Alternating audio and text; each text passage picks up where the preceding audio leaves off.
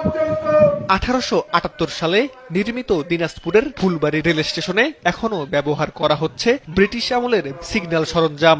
নেই আধুনিক রেল ব্যবস্থার কোনো ছাপ। প্রায় 20 বছর আগে একবার প্ল্যাটফর্মের টিন সংস্কার ছাড়া আর বড় কোনো কাজ হয়নি।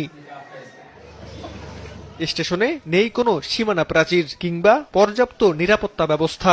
যাত্রীদের সুবিধার্থে নতুন ছোট একটি প্ল্যাটফর্ম নির্মাণ করা হলেও সেখানে নেই কোনো ছাউনি। ফলে রোদ বৃষ্টিতে দুর্ভোগ নিয়ে ট্রেনে উঠতে হয় যাত্রীদের। পুরো ছাউনিটা দেওয়া হতো, আবার প্ল্যাটফর্মের বাইরেও বগি দাঁড়ায় থাকে, ওখানে তো উঠতেও অনেক সমস্যা হয়। চারিদিকে পানি পড়ে, প্ল্যাটফর্মে ভাঙা, ঠিক মতো বসার জায়গা নেই। প্ল্যাটফর্ম জুড়ে গড়ে উঠেছে অপরিকল্পিত দোকানপাট। বসার জন্য যে কয়েকটি চেয়ার আছে সেগুলো ভাঙাচোরা। বিশ্রামাগারের দরজা জানালা নষ্ট হয়ে ব্যবহারের অনুপযোগী হয়ে আছে।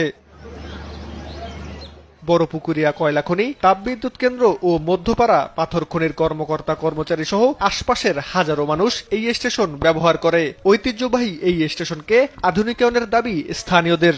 ছোট থেকে এই পর্যন্ত এখন পর্যন্ত দেখতেছি যে ফুলবাড়ি রেল স্টেশন পূর্বে যা ছিল এখনো ওই আছে। সেই মানুষগুলো ওই শেডের মধ্যে না দাঁড়িয়ে যখন বৃষ্টি বাদলের শিকার হন, তখন এই মানুষগুলো ওই শেডের বাহিরে এসে এই যে বাকি যে প্ল্যাটফর্মটা আছে এই প্ল্যাটফর্মে কিন্তু গিয়ে তারা যখন উঠতে যান, এটা অনেক প্রবলেম সাফার করেন তারা। এই ফুলবাড়ি স্টেশনের অবকাঠামো খুব অচিরেই নতুনভাবে নির্মাণ করার জন্য আমি সরকারের কাছে আবেদন করছি।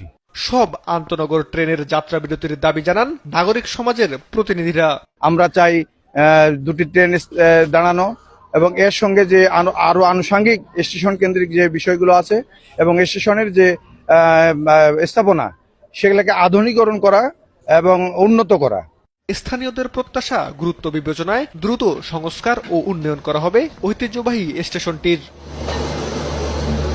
সীমান্ত বর্ধন, নিউজ ডেস্ক, দেশ টিভি।